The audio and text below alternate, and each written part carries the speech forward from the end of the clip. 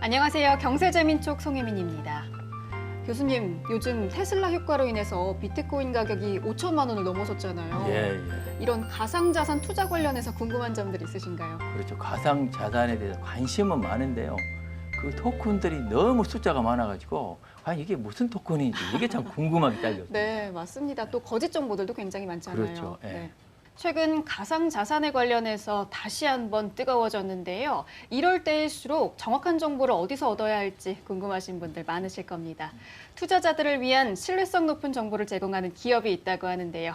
크로스앵글의 김준호 대표 만나보겠습니다. 대표님 안녕하세요. 네, 안녕하세요.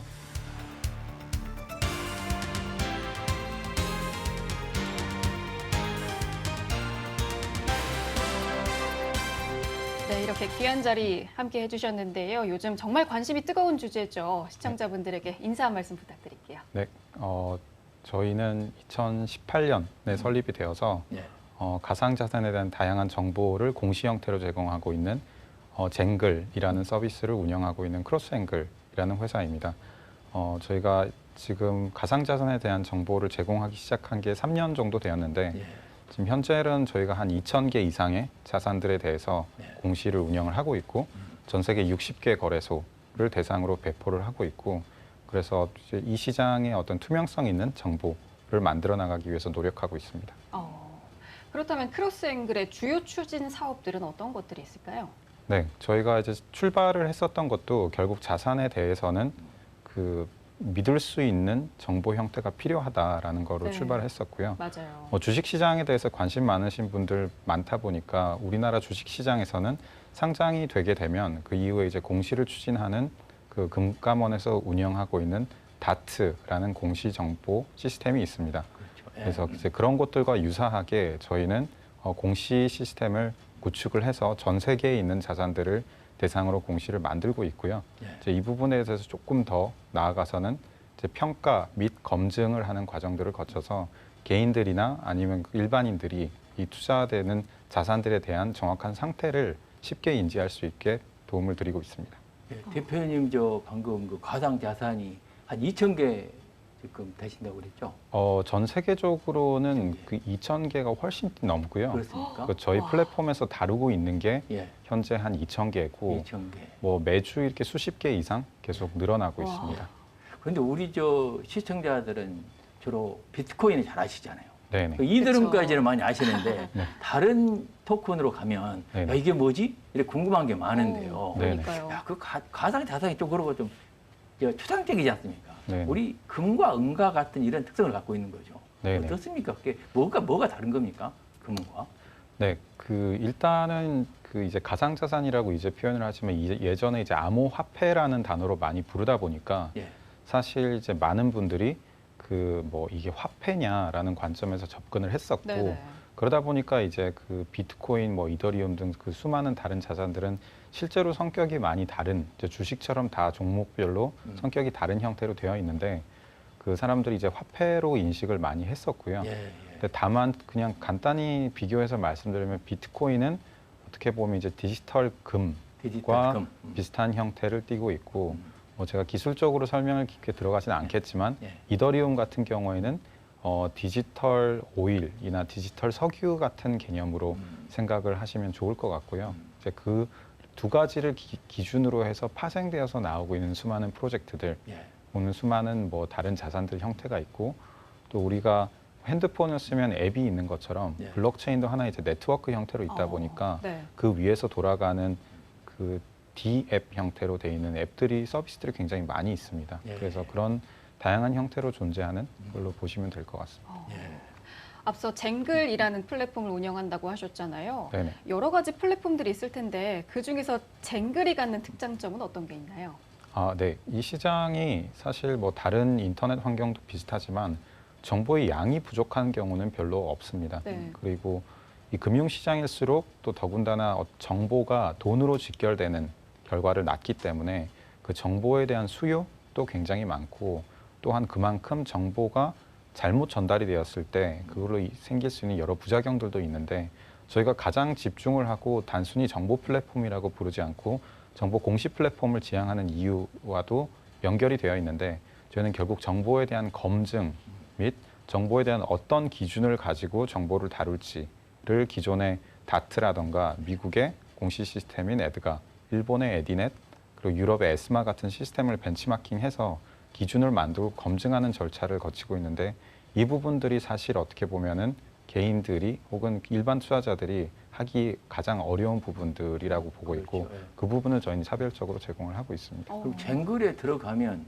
그 2천억이 되는 그 저 가상 자산에 대해서 네. 하나씩 이게 언제 생긴 거고 네. 어떤 내용이고 네. 어떻게 움직이고 있는지 네. 그다음에 그 회사가 어떻게 움직이고 있는지 네. 이런 걸 전부 공시가 돼 있습니까? 네, 저희가 기본적으로 자산에 대한 그 프로필 페이지가 형성이 되어 있고요. 예. 그래서 이제 저희는 글로벌 플랫폼인 만큼 영어로 기본 언어가 되어 있지만 영어로. 예. 한국어랑 일본어, 뭐 중국어, 러시아 등으로는 부분적으로 제공이 되고 있고요. 그래서 그런 기본 정보를 알 수 있는 이 자산이 무언가에 대한 지식을 무언가. 얻을 수가 있고, 음. 근데 이제 거기에서 끝나면은 투자를 하고 나서 음. 뭐 한 달이 지났을 때, 예. 세 달이 지났을 때 무슨 일이 벌어지고 있지를 모르면 당연히 개인들은 그렇죠. 불안해질 수밖에 네. 없습니다. 네. 그래서 유통시장에서 가장 필요한 거는 지속적인 음. 그 정보라고 생각을 하고 있고 음. 기업들이 하고 있는 IR 활동처럼 그 공시 정보를 저희는 플랫폼에서 꾸준히 제공을 하고 있습니다. 저도 과거에 암호화폐 투자를 잠깐 했을 때 보통 정보들을 인터넷 커뮤니티에서 많이 그렇지. 얻었거든요. 그렇지. 네. 그런데 정말 잘못된 네. 정보들이 많아서 맞아요. 헷갈렸던 경우들이 있는데 네. 젠글의 정보들은 정말 신뢰성이 많이 높아졌을까요? 네, 저희가 아직 저희도 이제 초기 회사다 보니까 저희가 뭐 당연히 금감원에서 운영하는 다트라던가 이 시장에서 그만큼 많이 가 있지는 않습니다. 하지만 저희는 시작부터 이제 금감원에서 운영한 다트 같은 시스템을 기준으로 해서 저희 기준들을 만들어 가기 시작했었고 법적 강제성이 없는 게 이제 이 국제 시장의 특징인데 잘 아시다시피 뭐 형사건만 하더라도 국제적으로는 강요할 수가 없는 것처럼 금융시장도 전 세계적으로 처음부터 발행이 글로벌 시장에서 진행됐을 때는 각 국가별 규제만으로는 완벽하게 규제를 할 수가 없습니다. 그래서 저희는 조금 더 시장 논리에 의해서 움직이고 있고요. 그 정보가 저희한테 공개가 되었을 때 배포가 되고 수많은 사람들이 확인하는 절차들을 거치고 있기 때문에 1차적으로는 저희 회사 내부에서 제출한 정보에 대한 근거 자료를 발행사는 자산 운용사들과 직접적으로 확인을 하고 있고 두 번째로는 이제 그 정보가 나왔을 때 운영하고 있는 수많은 이제 개인 투자자들을 통해서 2차 검증 같은 절차도 거치고 있습니다. 대표님, 우리나라에서 그 가상화폐, 가상자산 투자자들이 네. 쟁글을 많이 이용하고 있습니까? 네, 우리나라에서 가장 많이 활용을 하고 있고요. 그래요? 와. 그 특히 외국에서는 어떻습니까? 외국에서도 많이 활용을 하고 있는데 네. 저희가 한국에서 서비스를 더 먼저 시작한 이유 중에 하나도 이거는 조금 더 개인적인 생각이긴 하지만 결국에는 그 나라에서 가장 잘 하고 있는 그 나라에서 했을 때 가장 후광 효과가 큰 사업들이 이제 몇 가지들이 있는 것 같습니다. 예를 들어서 해외에서 우리나라의 게임 회사다라고 얘기했을 때 인정을 해주는 부분들이 있고요. 네. 또 우리나라 뭐 파생 상품 시장 같은 경우에는 뭐 예전에는 거래량 기준으로 전 세계 1, 2위를 했을 정도로 사실 개인 투자자들의 활발하게 운영이 되고 맞아요. 있는 그렇죠, 특성이 그렇죠. 있습니다. 그래서 그런 점들을 고려했을 때 우리나라의 이 토큰 시장에 대한 개인들의 관심도나 지식 수준이 그래도 타 국가에 비해서는 훨씬 높은 편이고요. 예. 그에 관련된 서비스들도 많이 만들어져 있어서 그런 측면에서 개인들이 한국 분들의 이제 의존도가 높은 편이고 다만 이제 글로벌에서도 오히려 한국을 벤치마킹을 해서 그런 그 자산들에 대한 검증 이런 걸 거쳐가는 경우가 많이 있습니다. 그리고 과거에는 투기다, 거품이다 이런 얘기들이 그렇지. 정말 많았고 부정적인 시선들이 많았거든요. 지금도 그래요. 네, 지금. 지금도 그런 시선들이 있는데 이런 시선에 대해서는 어떻게 생각하시나요? 저는 맞는 시선이라고 생각을 하고요. 다만 문제 인식이 있었을 때는 당연히 해결 방안이나 대응책이 나와야 되는 게 이제 그 다음에 이어져야 될 걸로 보고 있습니다. 네네.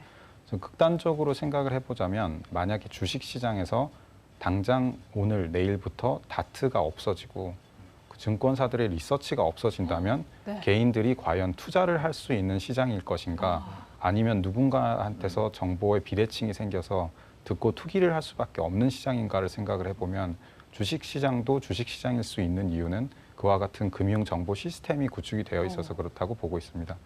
최근에는 또 테슬라가 비트코인을 1조 7천억 원어치를 사들여서 이슈가 됐잖아요. 네네. 대표님은 이 상황을 어떻게 보고 계신가요? 저희는 그 시작 단계에서 아직 산업 자체가 굉장히 초기 단계이다 보니까 그런 에반젤리스트 성격의 아니면 그 큰 기업가들 중에서도 여기를 더 이해를 하고 그 부분에 더 동조하고 더 일찍 이제 그 철학이나 그 사용성을 인정하는 사람들로부터 시작이 된다고 보고 있고요. 네. 그 전에 이제 작년 이제 4분기 때 페이팔이라던가 아니면 또 올해 이제 계속 이어지고 있는 미국의 상장사들의 움직임처럼 계속 이어질 거라고 보고 있고요. 이제 다만 테슬라나 앨런 머스크라는 사람이 가진 어마어마한 이제 파급력 때문에 그게 다른 곳들보다 훨씬 더 크게 이슈화가 되었었던 것 같습니다. 비트코인이 지금 5천만 원을 넘었잖아요. 네. 그럼 다른 자산, 이더리움이라든지 이런 거 덩달아 계속 오르고 있는데 네. 어떻습니까? 다른 자산에 영향을 크게 미칩니까? 그것은? 네, 그 비트코인도 뭐 아까 말씀드렸던 건 뭐 이더리움이란 다른 자산들과는 다른 성격의 디지털 금 성격을 하지만 사실상 지금 보면은 비트코인이 대장주 역할을 하고 있어요. 그래서 그 어떻게 보면 그 시장의 분위기를 많이 주도를 하고 있죠. 예. 그래서 비트코인을 많이 산 사람들 같은 경우에는 당연히 이더리움은 다른 건 뭐가 있지라는 관심을 가지게 되고요. 그런 낙수 효과가 계속 낙수 효과. 생기는 것 같습니다. 블록체인 기술은 4차 산업혁명의 핵심 기술 중에 하나긴 한데 아직 우리한테는 좀 많이 낯설거든요. 네. 이 블록체인 기술의 현주소를 어떻게 보시나요? 블록체인 주소가 이제 2단계로 조금 들어서고 있는 느낌인데요. 2단계라고 하면 1단계에는 뭐 보통 디지털 사이클을 많이 얘기를 하는데 관심이 있다가 어마어마하게 급증을 했었고 그 기대에 비해서 현실의 어떤 기술력, 도입이 빠르지 않다 보니까 실망이 나왔었고 그러다 보니 이제 뭐 IBM에서 했었던 블록체인 같은 경우에도 굉장히 덩치를 키웠다가 실질적인 수요가 바로 따라오지 않다 보니까 줄였지만은 비트코인 저희가 있는 그 블록체인에 있는 데이터들을 직접 살펴보면 지금 블록체인 비트코인이 나오고 나서부터 한 번도 뭐 가격과 상관없이 도입 지표가 악화가 됐었던 적은 없습니다. 결국 그거에 대해서 누군가 알게 됐을 때 기대가 굉장히 많이 나왔었고 기술이 발전을 하더라도 시간이 걸리고 많은 사람들이 비트코인이 무엇인지 어떻게 쓰일 수 있는 건지 어떻게 쓸 수 있는지에 대한 거를 사회적으로 학습해 나가는 데는 시간이 필요한데 그런 과정들을 거치고 있는 초기 단계에서 이제는 본격적으로 조금 더 기관들 단계에서 관심을 가지고 서비스를 내는 그런 단계에 들어가고 있는 걸로 보입니다. 요새는 디지털 아이디로 개발이 돼가지고 네네. 그걸 가지고 활용하는 이런 비즈니스 모델이 많이 생성이 되고 되더만요. 네, 맞습니다. 그래서 디지털 아이디라고 해서 이제 뭐 여권이라든가 실제로 지금 이제 운전면허증 같은 경우에도 이제는 그냥 휴대폰에 발급을 해서 가지고 다닐 수 있는 것처럼 그런 점들은 뭐 너무나도 자연스럽게 빨리 진행되는데 그 개인분들이나 사용자분들이 디지털 아이디를 사용을 하면서 아, 내가 이걸 블록체인을 쓰고 있구나라고 느낄 필요는 전혀 없고요. 오히려 그냥 그건 뒤에서 돌아가는 기술로 이제 오히려 실생활을 더 지지해 줄 수 있는 형태가 될 걸로 보고 있습니다. 3월에 특정금융정보법, 특금법이 시행이 되잖아요. 네네. 어떤 변화들을 가져오게 될까요? 저는 지금까지 음지화됐었던 거를 꽤 많이 양성화하는 데 도움을 줄 거라고 보고 있고요. 네. 기존 애들은 이제 어떻게 보면은 그 성장할 수 있는 여지들은 있었지만 체계적인 게 없다 보니까 어려움들을 겪고 있었습니다. 그래서 뭐 특금법이 이번에 한 번 시행으로 이 산업의 모든 거를 해결해 줄 것이냐, 어마어마한 장밋빛 미래를 줄 것이냐 보면 그렇지는 않다고 보지만 굳이 좀 비유를 해보자면 스키를 혼자 배웠을 때와 어느 정도 탄다라고 생각했는데 다시 전문가한테 배우면 초기 자세부터 다시 배우기 시작하잖아요. 그쵸. 그런 것처럼 체계적인 발전을 해 나가기 위해서는 어떤 시스템과 제도 아니면 규제 이런 것들이 명확하게 있어야지 이제 불필요한 사고나 사회적 부작용들, 업계에서 보지 못하는 뭐 공공성 있는 그런 목적들도 같이 이렇게 조화를 이루면서 발전할 수 있는 굉장히 좋은 계기가 될 거라고 보고 있습니다. 그럼 가상 자산이 이제 앞으로 이런 사행성이나 그런 뭐 돈을 도피하거나 이런 데 쓰이는 것이 규제가 되게 됩니까? 완전히 그거로? 그럼? 네, 이번 그 특근법의 핵심이라고 한다면은 예. 결국 이래 누군가 잘 모르는 예. 무언가가 갑자기 나타났는데 음. 그럼 가장 일차적으로 대응을 하는 거는 이게 어떻게 쓰일지보다는 이게 위험한지 아닌지 기존에 어떤 영향을 주는지부터 고민을 하게 됩니다. 그 차원에서 결국 자금 세탁이라던가 하는 뭐 대테러 방지용에서 예. 이게 블랙머니가 되지 않는지 예. 그 등등의 논의가 관점. 많았었잖아요. 네, 그 부분을 가장 핵심적으로 그래요? 다루고 있는 게 아. 이번 특근법이라고 보시면 될 것 잘 같습니다. 만들어졌네요. 잘 모르고 그러니까요. 있었는데. 예. 네. 중국과 유럽과 같은 나라에서는 중앙은행에서 디지털 화폐를 직접 발행에 나섰다고 하잖아요. 네. 특히나 뭐 중국에서는 디지털 위안화 출시가 곧 앞두고 있고 우리나라에서도 연구가 진행 중으로 알고 있는데 네. 어떻게 보시나요? 네, 그 중앙화폐를 얘기를 하는 게 이제 CBDC라고 얘기를 네네. 하고 있는데요. 그 중앙화폐는 흔히 쉽게 생각을 하시면은 기존의 화폐가 발행될 때는 한국은행에서 화폐를 이제 발행을 하고 실질적으로 종이 화폐를 찍어내고 예. 그걸 이제 디지털 별도의 디지털 시스템에 입력을 해서 시작을 하게 됩니다. 네. 그래서 저희가 인터넷 뱅킹이라고 한다면 그 결국 금고에 보관된 돈을 은행에서 입력을 해주고 그 시스템에서 옮겨가는 형태로 이루어지고 네. 제가 그 뒤에 부분까지는 정확히 모르겠지만 은행 간 거래가 있다라고 하면 한 번씩 현금 수송 차량이 현금을 옮겨주는 작업들이 그렇죠. 있겠죠. 예, 예. 네네. 왜냐하면 기반을 종이 화폐에 두고 있는 네네. 디지털 숫자일 뿐이니까 디지털 화폐라고 한다면 처음 발행부터 종이가 아니라 그걸 디지털 상으로 발행을 하게 되고 내가 누군가한테 송금을 하거나 했었을 때 뒤에 금고에서 옮겨질 것이 아니라 그 자체가 하나가 옮겨질 수 있는 가능성이 있는 거고요. 다만 국가별로 조금 차이를 본다면은 그 중국에서는 조금 더 이 부분을 그 국가의 권력이나 통제 가능성이 많아지는 부분들에 대한 우려들도 좀 나오고 있습니다. 무슨 얘기냐면 기존에는 돈을 찍어내서 누군가에게 현금이 가버리면은 사실 어딘가 갑자기 새벽에서 현금 거래를 하는 거를 막을 정부가 찾아낼 수 있는 방법이 없는데 네. 디지털 화폐 같은 경우에는 결국 네트워크로 다 연결이 되어 있습니다. 그러니까 이론적으로만 생각을 한다면 만약에 돈이 어딘가에 가 있는 상태에서 나중에 그게 문제가 있는 출처다라는 게 확인이 되었을 때 그게 어떤 법적인 제재상에 해당된다라고 했었을 때는 직접적으로 그걸 무효화시킬 수 있는 방법들도 나올 수가 있겠죠. 네. 그런데 이제 중앙은행의 디지털 화폐를 각국마다 지금 개발하지 않습니까? 네네. 그걸 우리가 쓰게 되면 그게 블록체인 기반으로 하는 겁니까? 그렇지 않으면 중앙은행 발권력으로 바로 발행하는 겁니까? 지금은 그러니까 중앙은행에서 그 통제는 그대로 가지게 되는 거고요. 예. 다만 이제 그 수단적인 관점에서 그걸 블록체인을 활용해서 예. 디지털로 발행을 한다라고 보시면 될 것 같습니다. 블록체인을 활용해가지고. 네네. 그럼 믿을 수 있겠죠, 그러면? 그러게요. 네. 그렇다면 중앙은행에서 디지털 화폐를 발행하게 되면 일반 가상자산 가격에도 영향을 미치게 될까요? 어떨까요?